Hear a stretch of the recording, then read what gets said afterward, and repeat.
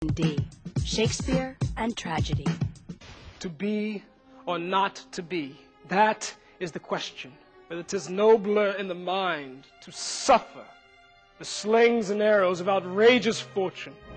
And thou, O shaking thunder, strike flat the thick rotundity of the world, crack nature's molds, all germain spill at once that makes ingrateful man. I am a man more sinned against than sinning. Life's but a walking shadow, a poor player that struts and frets his hour upon the stage, and then is heard no more. It is a tale told by an idiot, full of sound and fury, signifying nothing. It is the cause. It is the cause, my soul. Let me not name it to you, you chaste stars. It is the cause. Those are some of Shakespeare's best and most famous lines. Each of them are spoken by a tragic figure in one of the playwright's major tragedies, tragedies that have remained popular and affecting for hundreds of years. Shakespeare, as a writer of tragedy, was very influenced by the kind of storytelling found in those Middle Ages de Cassibus tragedies discussed earlier. Shakespeare's tragedies reflect the theme of life as a pattern controlled by fortune. Generally speaking, Shakespeare wrote 10 tragedies. Titus Andronicus, Romeo and Juliet, Julius Caesar, Hamlet, Othello, Macbeth, King Lear, Antony and Cleopatra, Coriolanus, and Timon of Athens. Let's touch briefly on 6 of these tragedies. That way we can track Shakespeare's development as a tragedian. We'll look at Titus Andronicus, Romeo and Juliet, Hamlet, Othello, Macbeth, and King Lear. Titus Andronicus was the first tragedy William Shakespeare ever wrote. Written around 1590, it's actually not that great of a tragedy. That's right, even Shakespeare wrote mediocre stuff. The play is the 16th century equivalent of a slasher horror movie. It concerns this guy, Titus Andronicus, that has a bunch of bad stuff done to him and his family by the emperor, like decapitation, rape, and mutilation. Well, Titus gets his revenge in a gruesome way, with several stabbings and more decapitations. Pretty gruesome, eh?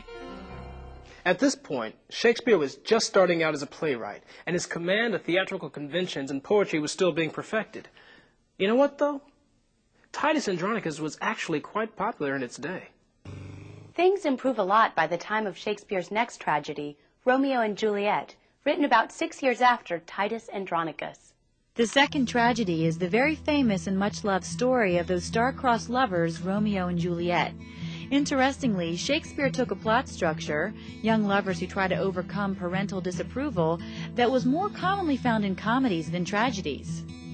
And the playwright focused on the doomed love of the 2 main characters, rather than probing a single tragic figure's extreme suffering. For his major tragedies, Shakespeare never returned to the format he used in Romeo and Juliet. First off, the structure was straight tragedy, no comedy then tragedy setup. And he focused on just one tragic figure of mighty proportions, instead of 2 doomed lover types, except in Antony and Cleopatra. But Antony and Cleopatra are no Romeo and Juliet. The next tragedy Shakespeare wrote, Hamlet, is probably the most famous tragedy ever written in the English language. The play concerns the young Prince Hamlet, who must decide whether or not to avenge the murder of his father, the king. But Hamlet can't seem to act. He thinks everything through, wondering about the ethical, moral, and spiritual consequences of his possible vengeance. Containing the full range of human emotions, Hamlet is a complex character in a complex play. Philosophical and cerebral, Hamlet is a thinking person's tragedy. Othello, written around 1603, is a tragedy that rivals Sophocles' Oedipus Rex for sheer economy of plot.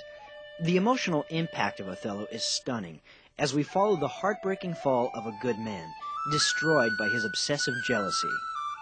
Here Shakespeare really probes the suffering of his tragic figure Othello, creating a devastating effect on those who see or read the play. The tragedy of Macbeth is much different. This play, written between 1603 and 1606, concerns the overly ambitious Scottish ruler, Macbeth, a man who destroys his soul to gain power.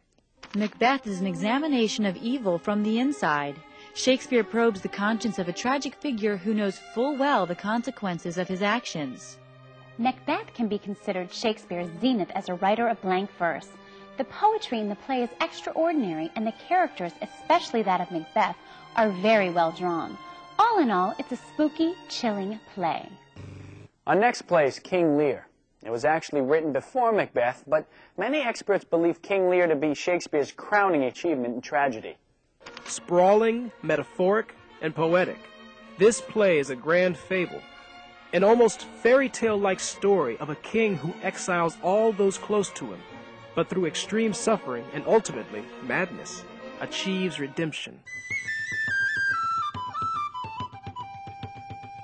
Coming after the experimentation and promise of Titus Andronicus and Romeo and Juliet, Hamlet, Othello, Macbeth, and King Lear are the height of Shakespeare's achievement as a tragedian. Each explore a variation on the theme of the tragic figure and his suffering. These time-tested plays are truly supreme examples of that unique work of art, the tragedy.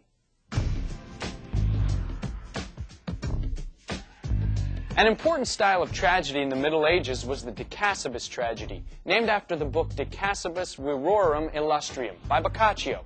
These tragedies had three main features. One, they were in the form of narratives rather than dramatic plays. Two, they involved the fall of the main character, usually from a high place. And third, they taught a basic moral lesson.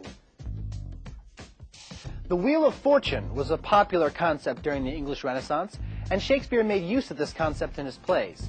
Characters may be at the top of the wheel, experiencing good fortune, but eventually they will fall and wind up at the bottom of the wheel where they experience bad fortune. Generally speaking, Shakespeare wrote 10 tragedies in his career. Hamlet, Othello, Macbeth, and King Lear are considered to be among the greatest tragedies ever written. Well, Shakespeare fans, we've come to the end of our program. We hope that we've given you a good introduction to Mr. William Shakespeare and to tragedy, and that you've had some fun along the way.